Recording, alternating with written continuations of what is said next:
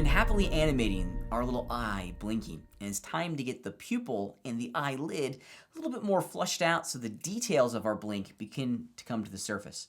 Let's stop the animation and take a look at what we can do to both the pupil and the eye to get everything rocking and rolling.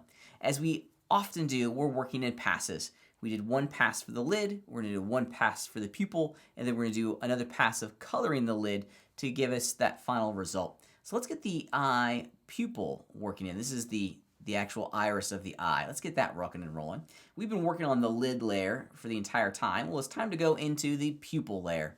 This guy. I'm going to unlock it, and I'm also going to lock the lid just to make sure nothing happens to all the lovely hard work that I've already done. Okay, so on frame 1, we're looking pretty good. But right about frame 3, I'm going to suggest that the pupil is going to start to move.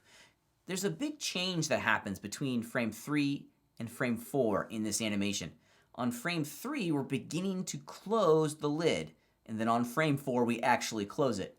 So here's what I'm going to do.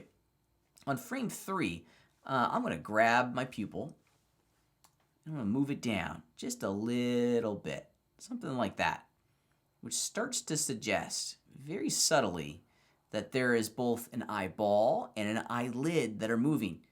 In the art of animation, we always want to make sure that all of the parts and pieces of our character are moving. Nothing is static.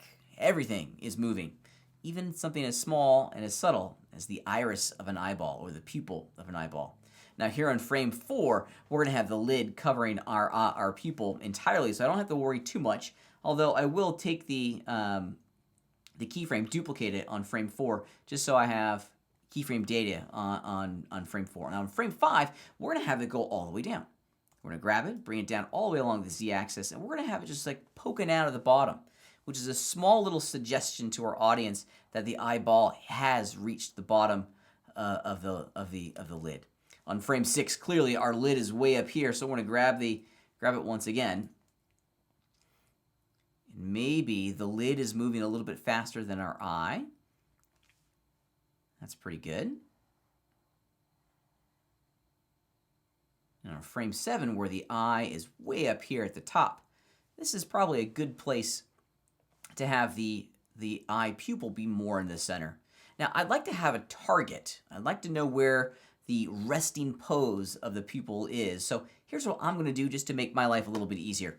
I know that I have the resting pose, the initial starting point of the pupil saved on the first frame of my animation. So what if I take that keyframe, duplicate it, Shift D, and drag it over here to frame 8? That way, when I'm crafting the location of where the eye is going to be on frame 7, I have a target.